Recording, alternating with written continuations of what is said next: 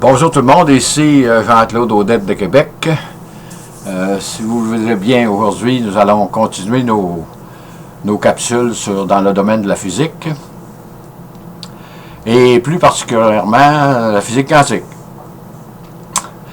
Là, j'aimerais vous parler de la boîte à photons d'Albert Einstein.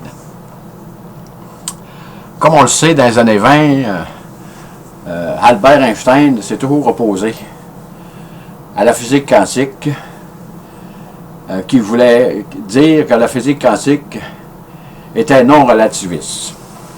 Lui, il a toujours cru que même la physique quantique, il y avait du déterminisme là-dedans. Et on a vu durant les années 20 qu'avec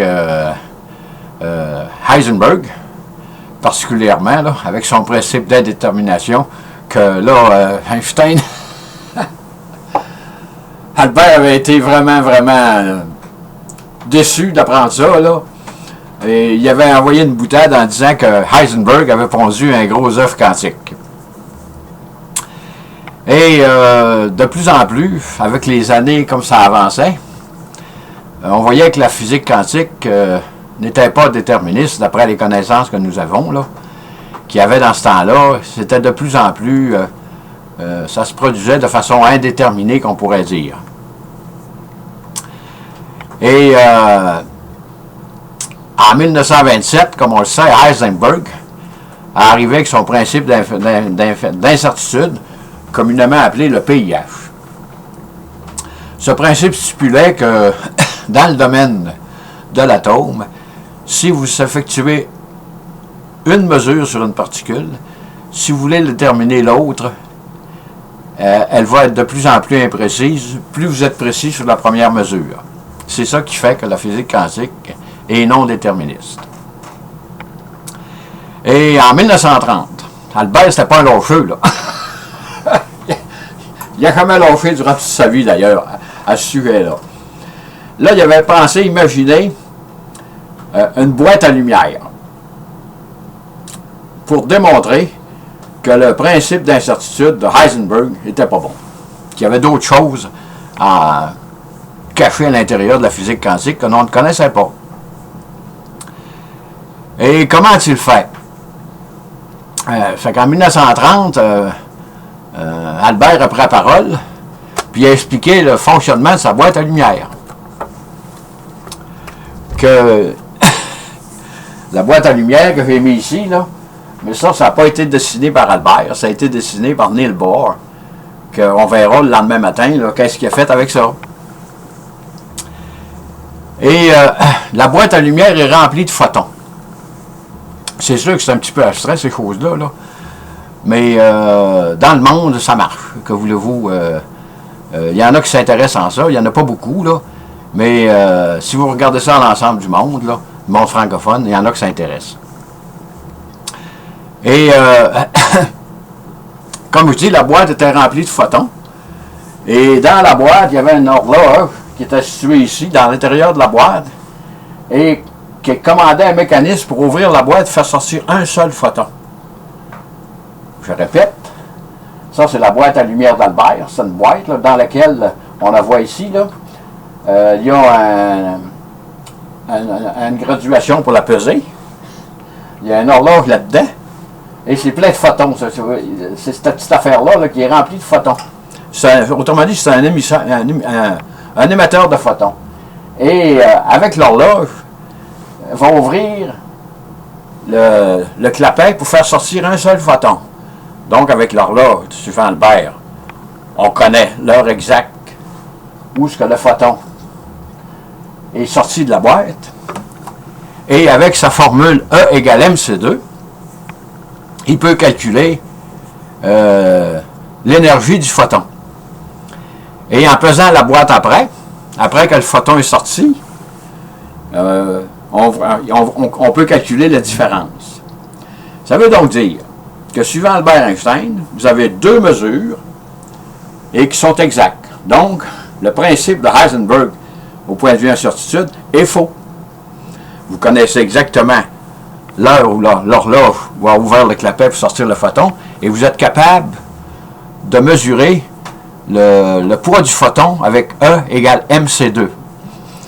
Et ça, ben, ça fait partie du principe d'indétermination de Heisenberg. Fait que là, qu'est-ce qui s'est arrivé à la conférence de Solvay? Ça, c'était tous des scientifiques éminents qu'il y avait là. Il n'y avait pas beaucoup de monde qui était invité là, peut-être une trentaine de personnes, là, d'un meilleur scientifique physicien de l'époque, là, les mathématiciens ou des gens qui s'intéressaient de près à la physique. Et apparemment, ça a été comme une douche d'eau froide dans la salle. Là. Tout le monde, surtout que Albert était considéré comme le maître dans ces années-là. Là. Tout le monde était tenu quoi, puis là, il ne savait plus quoi répondre. Même Niels Bohr n'était pas capable de répondre à l'argument du maître, on va l'appeler le maître, là, pour le moment, Albert Einstein. Ça a dû faire plaisir énormément à Schrödinger, puis à Louis de Broglie, qui, eux, en principe, que la physique quantique devrait être déterministe. Ce qui aujourd'hui qu'on réalise que c'est pas exact, mais avec les connaissances qu'on a, là, la physique quantique n'est pas déterministe. Fait qu'apparemment, Bohr, durant toute la journée, n'a pas été capable de répondre à Einstein. Fait que là, quand il s'est en allé à sa chambre d'hôtel, Bohr aussi, c'était pas un gars, il était tenace aussi, Niels Bohr. Apparemment, il n'aurait pas dormi de la nuit, puis il aurait pensé à ça toute la nuit. Fait que finalement, aux petites heures du matin, il trouve la solution pour montrer qu'Albert avait encore une fois tort. Fait que le lendemain matin, Niels Bohr arrive à la conférence, puis vu que c'est un gars enthousiaste, il me semble de le voir, là, il a dû arriver bien fier de son affaire, là, puis là, il devait dire aux partenaires, il dit, attendez, quand Albert va arriver, il va faire un mot juste de saut, parce que là, il dit, il est pogné en défaut. Ça fait que, comment Niels Bohr a-t-il fait pour prendre Albert Einstein en défaut? Il s'est servi de la propre théorie d'Albert Einstein, la relativité générale. Ici, je m'explique. Quand le photon... c'est Niels Bohr qui avait dessiné cette boîte-là. Puis là, il se sert de la relativité générale d'Albert pour dire qu'Albert n'est pas correct.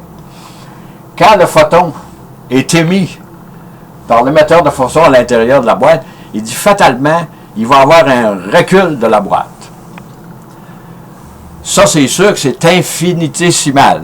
C'est imperceptible là, dans notre monde à nous autres, mais la boîte va grouiller un petit peu, parce que E égale mc2, c'est de l'énergie. Donc, si vous envoyez de l'énergie dans une direction, la boîte devrait reculer d'une certaine façon. Et il dit, quand le photon va être libéré, là, il va y avoir un recul de la boîte, comme je disais, et ceci va provoquer une incertitude sur la position de l'horloge dans le champ gravitationnel. Ça veut dire que, bon, il comprenait très très bien la théorie d'Albert sur la relativité générale. Ça veut dire que l'horloge va changer un peu de position par rapport à la Terre. Donc, on sait que le champ gravitationnel n'est jamais pareil d'un peu partout. Hein, si vous promenez sur la Terre, le champ gravitationnel n'est pas tout à fait pareil, mais ça, c'est au niveau de l'atome, ça peut être énorme. Mais à notre niveau, nous autres, c'est infinitésimal, c'est imperceptible, même avec les meilleurs instruments qu'on pourrait avoir, là, c'est difficilement mesurable. Et quand j'avais parlé de la relativité générale d'Albert, on voit que les horloges, quand j'avais parlé du GPS, on voit que les horloges, avec la gravité, si vous vous éloignez du centre de la Terre, l'horloge va avancer. Et avec la relativité restreinte, plus vous allez vite, plus le temps va s'étirer.